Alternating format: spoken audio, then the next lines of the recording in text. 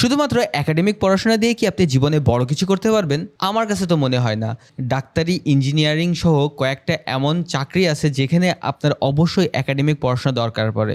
এছাড়া যেগুলো creative field আছে সেই সব জায়গায় কিন্তু অবশ্যই আপনাকে একাডেমিক পড়াশোনার বাইরেও অনেক কিছু জানতে হবে। আর সেগুলো যদি আপনি না জানেন তাহলে যুগের সাথে তাল মিলিয়ে অবশ্যই আপনি পিছিয়ে পড়বেন। আপনার আমার একাডেমিক বই হয়তোবা লেখা হয়েছে অনেক আগের জেনারেশনে লিখেছে, বাট বর্তমান জেনারেশনে কিন্তু অনেক কিছু চেঞ্জ হয়ে গেছে এবং সেই সম্পর্কে আপনাকে জানতে হবে। আজকে আমরা কথা বলবো 5টা জেনারেশনের মার্কেটিং স্ট্র্যাটেজি নিয়ে, এবং লাস্টের জেনারেশন আলফা কিন্তু সব থেকে এক্সট্রিম, এবং সেটা যদি আপনি খাটাতে পারেন তাহলে আপনার লাইফে কিন্তু ভালো ইম্প্যাক্ট পড়তে পারে, আপনার ব্যবসায় ভালো ইম্প্যাক্ট পড়বে। অবশ্যই আমরা নিজেরা সেটা অ্যাপ্লাই করে দেখেছি। পৃথিবীর গড় আয়ু বৃদ্ধির ফলে বর্তমানে কিন্তু 5 জেনারেশনের মানুষ একসাথে বসবাস করতেছে। শুধুমাত্র বসবাসই না, তারা একসাথে কাজও করতেছে। আর এই 5টা প্রজন্ম হলো baby boomer, generation X, generation Y, generation Z এবং জেনারেশন আলফা। এই 5 প্রজন্মের মার্কেটিংয়ের টেকনিক কিন্তু এক এক রকম ছিল, এবং এক একজন এক এক সময় মানুষকে এক একভাবে তাদের প্রোডাক্টের প্রমোশন, ব্র্যান্ডিং এগুলো করেছে, যার ফলে তারা কিন্তু ভালোই রেসপন্স পেয়েছে। তো আপনি যদি জানতে চান এই 5টা প্রজন্ম কিভাবে মার্কেটিং করেছেন, তাহলে কিন্তু পুরো ভিডিওটা দেখতে হবে, এবং তার সাথে সাথে ভিডিওটাতে কমেন্ট করে এখনও জানিয়ে দিন যে আপনি আসলে কোন প্রজন্মটাকে বেশি পছন্দ করতেছেন। ফার্স্ট জেনারেশন ছিল বেবি বুমার্স।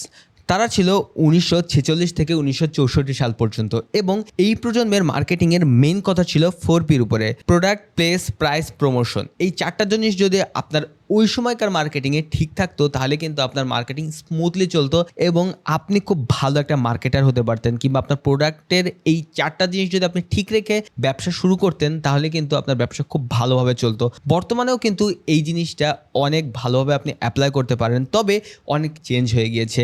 এই 4টা পির সাথে আরও অনেক কিছু অ্যাড হয়েছে, বাট এই 4টা পি থেকেই কিন্তু আপনার মার্কেটিংয়ের মেইন জিনিসটা শুরু, এবং আপনার প্রোডাক্টটা মার্কেটে চলবে কিনা সেটাও কিন্তু আপনি ভালোভাবে দেখতে পারেন। আর প্রোডাক্টের ফিচার, বেনিফিট হাইলাইট করাই এই প্রজন্মের মার্কেটারদের মূল উদ্দেশ্য ছিল। সেকেন্ড জেনারেশন ছিল জেনারেশন এক্স, যারা ছিল 1965 সাল থেকে 1980 সাল পর্যন্ত, এবং এনারা কিন্তু এই 4P'তে শুধুমাত্র আটকে থাকেনি, তারা এর সাথে কিন্তু STP অ্যাড করেছিল। এই STP এর অর্থ হলো সেগমেন্ট, টার্গেট, পজিশনিং। আপনার প্রোডাক্টটা কোন সেগমেন্টের, সেটার টার্গেট অডিয়েন্স কারা, এবং আপনি কিভাবে মার্কেটে আপনার প্রোডাক্টটাকে পজিশন করতেছেন সেইটার উপরে নির্ভর করে এই জেনারেশনের মার্কেটিং।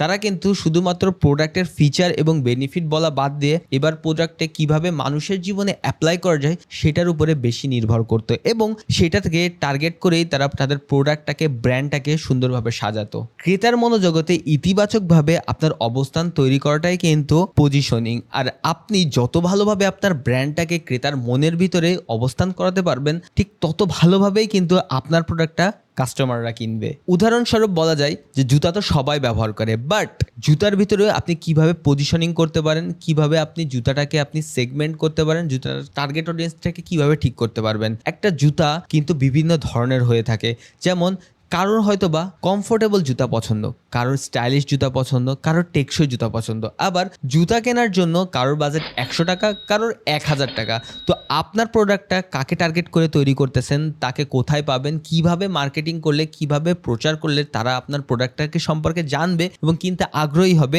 সেটার জন্য কিন্তু আপনার এই STP এর ব্যবহার করতে হবে। এইবার আমরা কথা বলবো থার্ড জেনারেশন বা জেনারেশন ওয়াই নিয়ে, যারা ছিল 1981 থেকে 1996 সাল পর্যন্ত। তৃতীয় প্রজন্মের মার্কেটিংটা ছিল ভ্যালু ড্রিভেন ও ইমোশন সেন্ট্রিক। তারা চেষ্টা করতো আপনার জীবনে কি করে ভ্যালু অ্যাড করা যায়। শুধুমাত্র আপনার কাছে প্রোডাক্টটা বিক্রি করলেই হবে না, সমাজ ও পৃথিবীর কল্যাণে ব্র্যান্ডের অবদান রাখতে হবে। এজন্যই ব্র্যান্ডের একটা পারপাস, ভ্যালু, মিশন, ভিশন সবকিছু রাখতো, যাতে ব্র্যান্ডকে কতটা মানুষের সাথে কানেক্টেড করা যায়। এইবার আপনি জিজ্ঞেস করতে পারেন, ভাই কাস্টমারের ইমোশন কিভাবে গ্র্যাব করব? আপনাকে একটা জিনিস মাথায় রাখতে হবে, কাস্টমারকে শুধুমাত্র কাস্টমার ভাবলে হবে না, তাকে মানুষ ভাবতে হবে। তারও শিক্ষা আছে, তারও সমাজ আছে, ধর্ম আছে, কালচার আছে, সব কিছুকেই আপনি যখন টার্গেট করতে পারবেন এবং সে কিভাবে চিন্তা করে, কি কি কাজ করতে পারে, সেগুলোকে যখন আপনি মাথায় রেখে মার্কেটিং করবেন, তখন কিন্তু মানুষ অবশ্যই আপনাকেই বেশি পছন্দ করবে।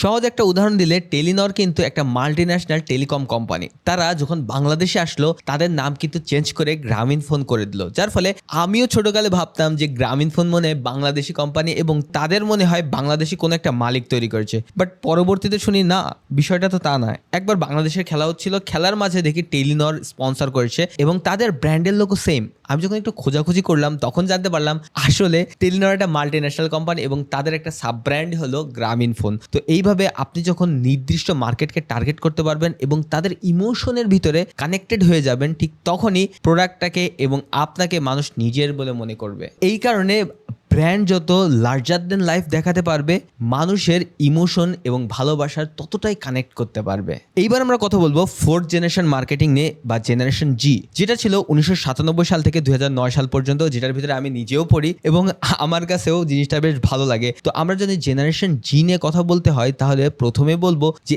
এই জেনারেশনের ইন্টারনেট মানুষের জীবনকে চেঞ্জ করে দিয়েছে।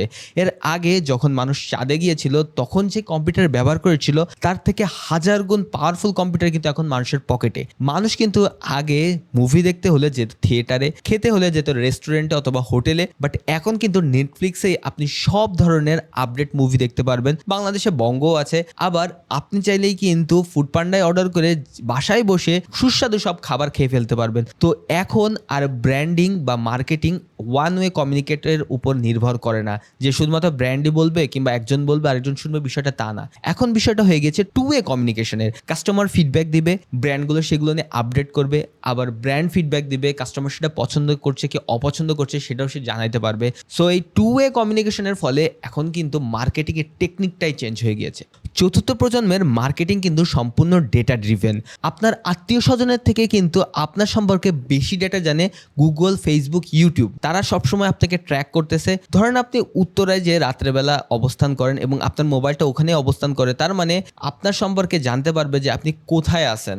আপনি যদি নিয়মিত পেট্রোল পাম্পে যান, তার মানে আপনার হয় বাইক অথবা গাড়ি আছে, আপনার নিয়মিত পেট্রোল ভরা লাগে। তো সেই অনুযায়ী আপনার উপরে টার্গেট করা হবে এবং টার্গেট করেই কিন্তু মার্কেটিংটা করা হয়। তো এখানে বোঝা যাচ্ছে যে আপনার উপরে টার্গেট করে পিন পয়েন্ট করে মার্কেটিং করা হয়। শুধুমাত্র পিন পয়েন্ট করে মার্কেটিং করা হয় না, এখানে কিন্তু ডেটা অ্যানালাইসিস করে আপনার অবস্থান এবং আপনার চাহিদা অনুযায়ী বিভিন্ন প্রোডাক্টের প্রমোশন এবং আপনার উপরে সেইগুলো কেনার জন্য অ্যাড দেখানো হয়। কাস্টমারের ঠিক প্রয়োজনটাকে খুঁজে বের করা এবং সেটার এক্স্যাক্ট সলিউশন কমিউনিকেট করে তার সাথে ইমোশনাল ব্র্যান্ডিং তৈরি করাই ফোর্থ জেনারেশনের মার্কেটিংয়ের মূল কথা। ডিজিটাল প্ল্যাটফর্মের মাধ্যমে কাস্টমারের সাথে ব্র্যান্ড খুব কাছাকাছি অবস্থান করতে পারে এবং তাদের ভিতরে টু ওয়ে কমিউনিকেশন তৈরি করে। তো আপনি যখন আপনার সোশ্যাল মিডিয়ার মাধ্যমে আপনার কাস্টমারের সাথে কানেক্ট করতে পারবেন, তখন কিন্তু কাস্টমার আপনাকে ফিডব্যাক দিবে এবং সেই অনুযায়ী আপনি তার ব্র্যান্ডের ডেভেলপও করতে পারবেন, আবার কাস্টমারকে সেই অনুযায়ী প্রোডাক্টটাও পুশ করতে পারবেন। এইবার আমরা কথা বলবো লাস্ট জেনারেশন বা জেনারেশন আলফা নিয়ে, যারা 2010 থেকে রানিং 2025 সাল পর্যন্ত ধরা হয়ে থাকে এবং ইনারা শুধুমাত্র মানুষের কাছে প্রোডাক্ট বিক্রি কিংবা প্রোডাক্টের প্রমোশন নিয়ে চিন্তা করে না। এই জেনারেশনের মার্কেটিংটা হলো সব থেকে অ্যাডভান্স লেভেলের। মানবতার জন্য প্রযুক্তি পঞ্চম প্রজন্মের মার্কেটিংয়ের মূল কথা। প্রোডাক্ট এরা থেকে বেরিয়ে বর্তমানে মার্কেটিং কিন্তু চলে এসেছে হিউম্যান এরাতে। এর আগে আমরা শুনেছি B2B, B2C মানে business to business, business to customer, আর সেই সব এরা পার করে বর্তমানে H2H এ চলে এসেছে, হিউম্যান টু হিউম্যান। আপনার ব্র্যান্ডটা যতটা মানবীয় গুণ তৈরি করতে পারবে ততটাই কিন্তু মানুষের সাথে কানেক্ট করতে পারবে। এখন যদি আপনি শুধুমাত্র প্রোডাক্টের ফিচার নিয়ে কথা বলেন, শুধুমাত্র প্রোডাক্ট বিক্রি করার চেষ্টা করেন, তাহলে কেউ কিন্তু আপনার সাথে আপনার ব্র্যান্ডের সাথে কানেক্ট করতে পারবে না। আপনার ব্র্যান্ডটা যতটা মানবীয় হয়ে উঠবে ততটাই কিন্তু মানুষ আপনার সাথে কানেক্ট করতে পারবেন। উদাহরণস্বরূপ বলা যায় যে আপনি যদি শুধুমাত্র প্রোডাক্ট বিক্রির কথায় মার্কেটিং করে যান, তাহলে কিন্তু কোনোভাবে মানুষ আপনাকে পছন্দ করবে না। শীতকালে যখন শীত পড়ছে, আপনাকে চেষ্টা করতে হবে শীত বস্ত্র দান করার জন্য, মানুষের চেষ্টা করার যে হেল্প করার। আবার যখন বন্যা হয়েছে, মানুষকে সাহায্য করার জন্য। আপনার ব্র্যান্ডটা যত বেশি মানবীয় গুণ সম্পন্ন হবে, মানুষ কিন্তু আপনার সাথে তত বেশি কানেক্টেড হবে এবং আপনার প্রতি মানুষের মনে কিন্তু একটা সফট কর্নার তৈরি হবে। মানুষের হিডেন নিডকে প্রযুক্তির মাধ্যমে খুঁজে বের করা এবং সেটার সমাধান দেয়াই ফিফথ জেনারেশন মার্কেটিং এর মূল উদ্দেশ্য। তো আপনি যদি এই ফিফথ জেনারেশন মার্কেটিং এর টেকনিকগুলো অ্যাপ্লাই করতে পারেন, তাহলে কিন্তু আপনার ব্র্যান্ডটাকে আরো মানবীয় গুণ সম্পন্ন করতে পারবেন এবং আপনি চেষ্টা করবেন আপনার কাস্টমারের সাথে যত বেশি কানেক্ট হওয়া যায় তত বেশি কিন্তু কাস্টমার আপনাকে ভালোবাসবে এবং আপনার সেলটাও তত বেশি বৃদ্ধি পাবে। তো এই 5 প্রজন্মের মার্কেটিং এর টেকনিক আপনার কাছে কেমন লেগেছে অবশ্যই কমেন্ট করে জানাবেন এবং কোনটা আপনার কাছে সব থেকে বেশি ভালো লেগেছে সেটা জানাতেও কিন্তু কিন্তু একদমই ভুলবেন না। এই পুরো টেকনিকের বিষয়টা আমি কিন্তু ক্যাশ মেশিন বই থেকে নিয়েছি, যেটা আপনি পড়ে দেখতে পারেন। যদি এই ভিডিওটা একদমই স্পন্সর্ড না, আমি যেখান থেকে পারি আপনাদের জন্য নতুন নতুন তথ্য নিয়ে এসে ভিডিও তৈরি করার চেষ্টা করি। তো দেখা হবে আপনার সাথে নেক্সট ভিডিওতে। যদি ইউটিউবে দেখে থাকেন তাহলে সাবস্ক্রাইব করতে পারেন, যদি ফেসবুকে দেখে থাকেন তাহলে ফলো করে রাখতে পারেন। দেখা হবে আপনার সাথে নেক্সট ভিডিওতে। ততদিন পর্যন্ত ভালো থাকবেন, সুস্থ থাকবেন। আসসালামু আলাইকুম।